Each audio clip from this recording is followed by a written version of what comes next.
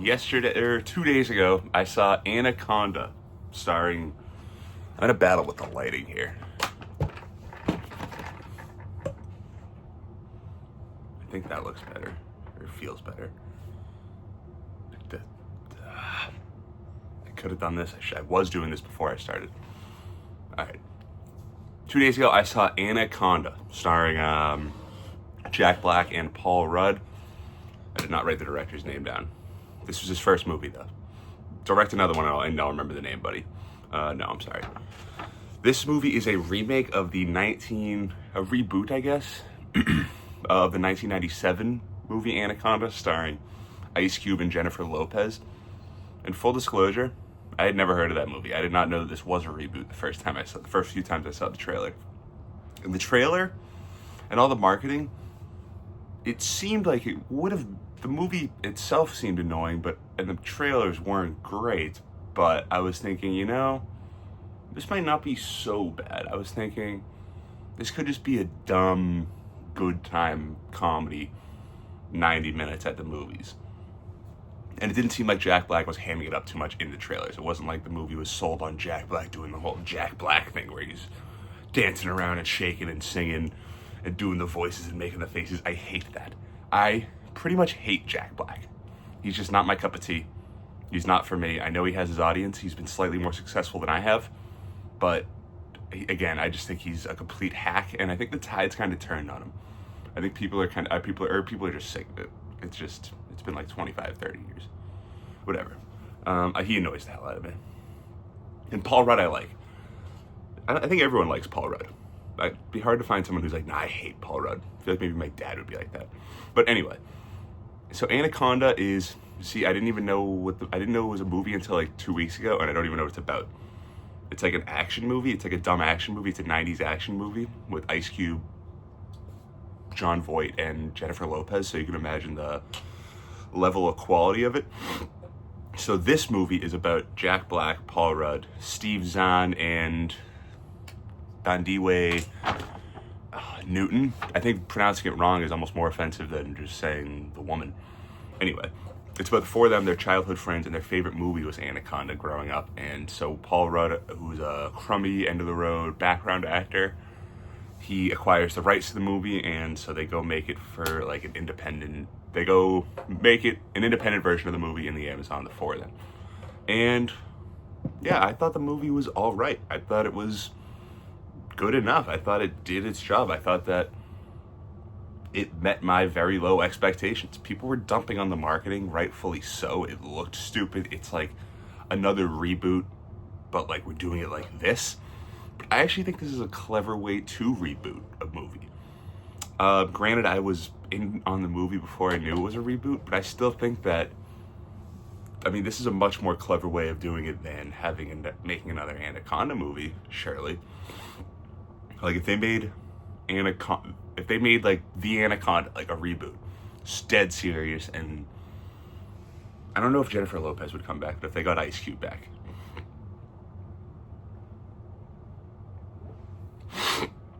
it would be stupid. It would have made no money, and it would have been completely ridiculous. But this is at least like a fun, good time, and it knew exactly what it was.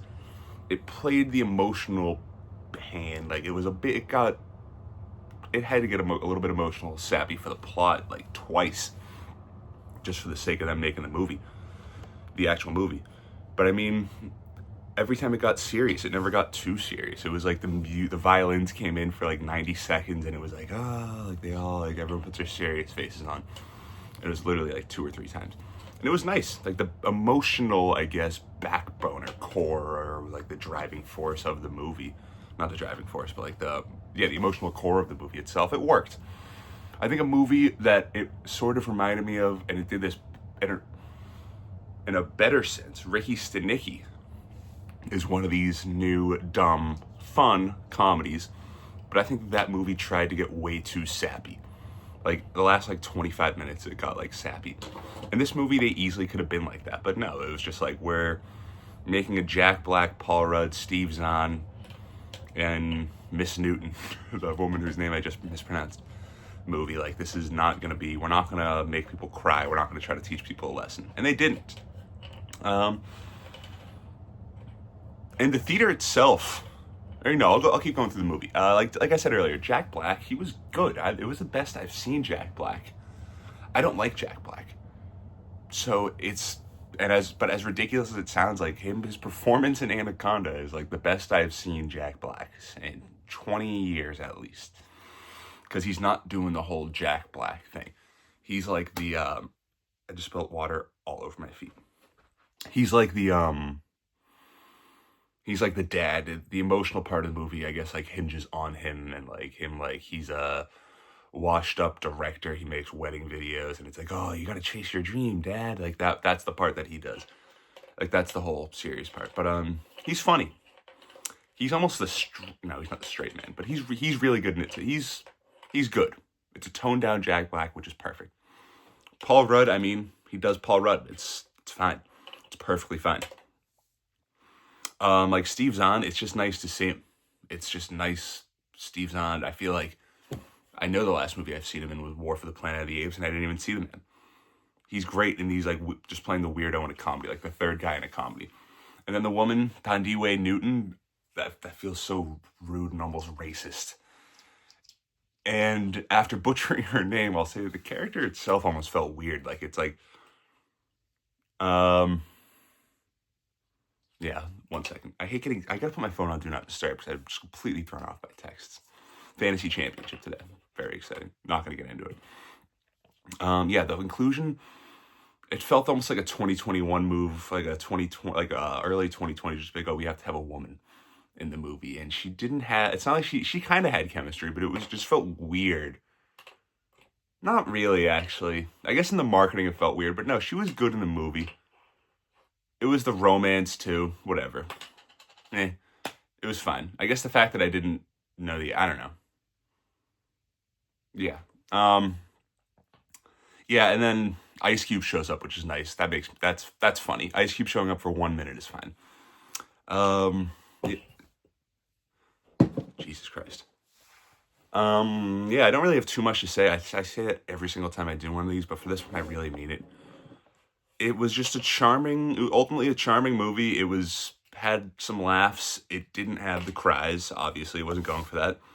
And the theater itself was jammed. I think that's maybe why I enjoyed it as much as I did. I didn't enjoy it crazy. It was like a 2 out of 5 movie, a 4 out of 10 movie. But that might even be overselling it. I would never recommend this movie to someone, is what I'll say. But the theater was jammed. It was jam-packed. It wasn't sold out, but it was full. There's Regal does it right, where if you're sitting in the front row, there's still enough room between the seats and the screen where you're not like that. But and it's nice. So I like sitting close at Regal. I'd love to get into business with Regal. Anyway, so I had to sit front row. It was so packed, and it played really well. People were laughing the whole time. Usually, at a comedy movie, usually just at any movie, I'll laugh more than anyone else, like in the audience, even if it's full. Like I saw Marty Supreme on Christmas in a pretty full theater, and I was laughing more than anyone else. That's just usually how it'll go. But for this movie, I wasn't, and it was a dumb. I guess it was pretty much a kids movie. It was a kids movie, and there was kids there. The kids got a kick out of it, and I'm sure it was laughs the whole movie. And walking out, everyone's chatting about their favorite parts of the movie. When the movie ended, I went right to the bathroom right when the credits came up, and everyone stayed. The theater was full, but every single person was still sitting when I walked out. It was almost weird. But I go to the bathroom real quick, and then when I'm leaving the bathroom, I'm walking by the crowd as it's walking out of the theater, like the full theater is filing out. And there's like multiple groups of people talking about their favorite parts of the movie, the funny parts in the movie.